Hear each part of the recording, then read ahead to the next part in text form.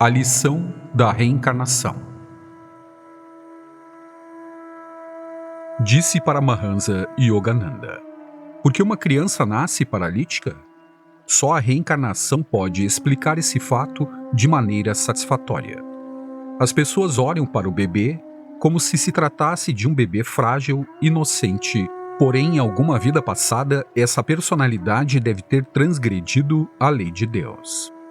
Essa transgressão o privou da consciência de ter pernas perfeitas. Desse modo, e devido ao fato de a mente controlar o corpo, quando essa pessoa voltou novamente para um corpo físico, ela não foi capaz de desenvolver as pernas de maneira perfeita e nasceu deficiente física. Porque uma pessoa nasce com deficiência mental e outra com inteligência? Deus seria muito injusto se permitisse que essas coisas acontecessem sem uma causa. Entretanto, há uma causa. Pois quem somos agora é consequência das nossas ações passadas em várias épocas. Somos imortais no espírito, porém na nossa personalidade não podemos reivindicar a consciência dessa imortalidade até que as nossas imperfeições humanas tenham desaparecido. Trabalhar com nós mesmos equivale a talhar e a polir a pedra insignificante numa estátua até o momento em que a imagem que estava oculta se revele em toda a sua perfeição. Alguém que chegara havia pouco para ouvir os ensinamentos disse: por que temos de reencarnar? Se todos viemos de Deus, por que depois da morte simplesmente não nos fundimos nele? Replicou Paramahansa Yogananda. Se a nossa individualidade desaparecesse com a morte, isso aconteceria de fato. Mas o ego forma o corpo físico. Ele é a causa, não o efeito, do nascimento físico. O ego faz parte do corpo astral, que é retido depois da morte física. O corpo físico é tão somente a projeção do ego no mundo material. Deus não pode ser alcançado por um ato tão simples quanto o de morrer. Morrer é fácil, porém é muito difícil chegar a esse elevado nível de consciência em que a alma pode se fundir novamente com o infinito. O que na verdade faria as pessoas materialistas diante dessa possibilidade? O que fariam quanto a isso até mesmo no céu? Haveriam de se lamentar sobre todas as coisas e prosseguiriam discutindo e brigando entre si exatamente como fazem na Terra. E nisso só iriam transformar o próprio céu num outro tipo de inferno. Depois da morte, as tendências fundamentais da natureza da pessoa continuam a ser exatamente o que foram na Terra. Al Capone, o gangster, não se tornou de repente um anjo só pelo fato de deixar este plano da existência. Os criminosos conservam suas tendências más até que eles próprios as resolvem.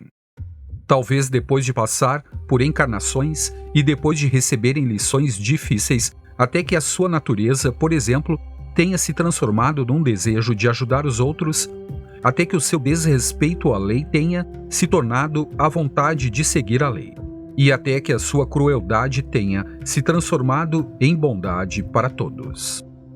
Disse alguém que então acabara de chegar: o que faz com que o ego reencarne? Respondeu Yogananda: o desejo.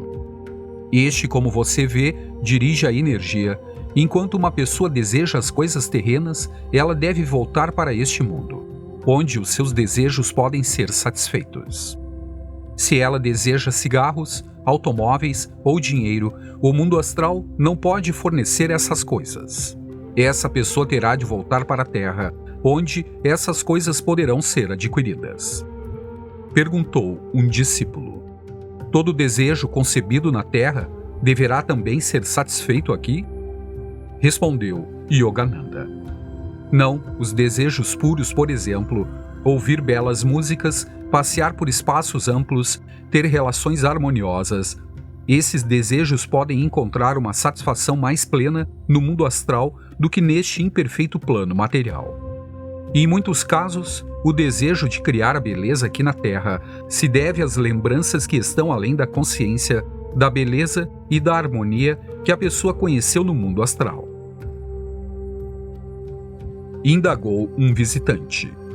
Quanto a alma experimenta da sua vida no mundo astral? Será que ela permanece lá por muitos anos, depois de abandonar o plano físico? Replicou o mestre. Isso depende do seu grau de evolução espiritual. As almas voltadas às coisas da matéria, uso aqui a palavra alma no sentido comum, embora a alma seja de fato sempre perfeita. Ela é a consciência do ego que uma pessoa leva consigo para o mundo astral. Portanto, as almas materialistas se encontram tão hipnotizadas pelo que acreditam ser a realidade da matéria que não são sensíveis aos domínios mais sutis da existência. E essas pessoas, depois da morte, caem num sono profundo. Se de algum modo elas despertaram, descobrem-se imersas nas trevas ou cercadas por um tipo de névoa cinzenta. Ignoram onde estão. Se na Terra viveram vidas más, podem ter pesadelos e ser atormentadas por demônios. Depois de algum tempo, renascem num novo corpo para continuar a longa escalada até a iluminação espiritual. Aqueles que têm tendências mais espirituais, por outro lado, desenvolvem por meio dos seus atos virtuosos e inclinações certo grau de intuição.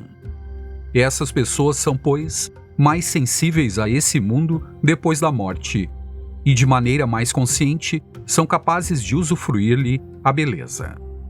Tendo elevado as próprias vibrações por meio de boas ações, elas são atraídas para vibrações superiores no domínio astral. Essas almas, sobretudo as que nesta vida meditaram, ainda que um pouco, seguem para regiões de grande beleza depois da morte. Dirigem-se também a regiões mais elevadas as almas que prezaram o dever e a verdade, colocando-os acima da existência física. Perguntou um visitante. Até mesmo os soldados que morrem lutando vão para o céu? O mestre respondeu: vão, se morreram pelo dever e pela verdade. E o visitante: com que se parece o céu? Respondeu o mestre: há dois tipos de céu. O céu em que pensa a maior parte das pessoas é o que compreende as regiões superiores do mundo astral. O verdadeiro céu, contudo, é aquele a que Jesus se referiu com mais frequência, é o estado de união com Deus. O céu astral, do modo como Jesus o descreveu, tem diversas mansões, ou níveis de vibração. Ele é semelhante a este mundo material, pois este mundo é uma projeção desses domínios mais sutis.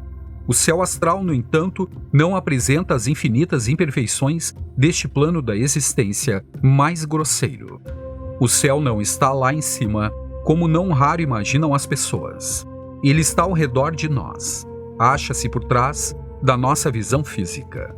Vejo-o durante todo o tempo e passo lá a maior parte do meu tempo. Trata-se de um vasto universo composto de belas luzes, de sons e de cores harmoniosos.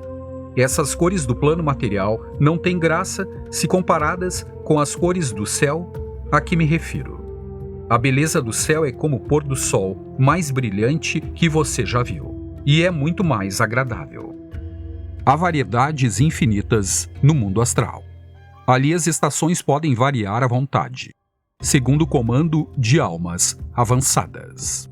Por vezes é primavera lá, com um sol sem fim. A neve, quando cai, é branda e bela. Não causa frio.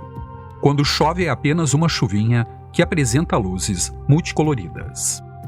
Os sentimentos também são muito refinados no plano astral e muito mais intensos do que os sentimentos das pessoas na Terra. O céu não é um lugar de seres ociosos. Os que lá habitam são muito laboriosos. Todas as vibrações deste universo material são controlados pelos anjos.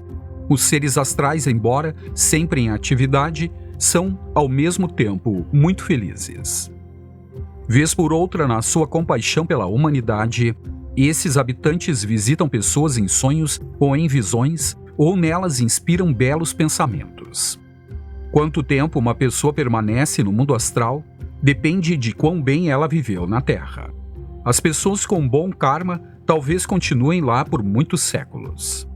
Por outro lado, os fiéis, estimulados pelo seu desejo de iluminação, podem escolher voltar para a Terra, a fim de dar continuidade ao seu trabalho espiritual. Eles compreendem que o mundo astral também é apenas um véu por trás do qual o Senhor oculta sua face de perfeição eterna. Mestre, perguntou um discípulo, como são as almas renascidas na Terra? Depois de passar algum tempo no mundo astral, replicou Yogananda, com a duração de sua estada dependendo da quantidade acumulada de um karma bom, os desejos voltados para a matéria no seu subconsciente são reavivados. Então são atraídos de volta à Terra ou a algum outro planeta no universo material por meio da atração magnética do desejo. No mundo da concepção física ocorre um relâmpago de luz no éter.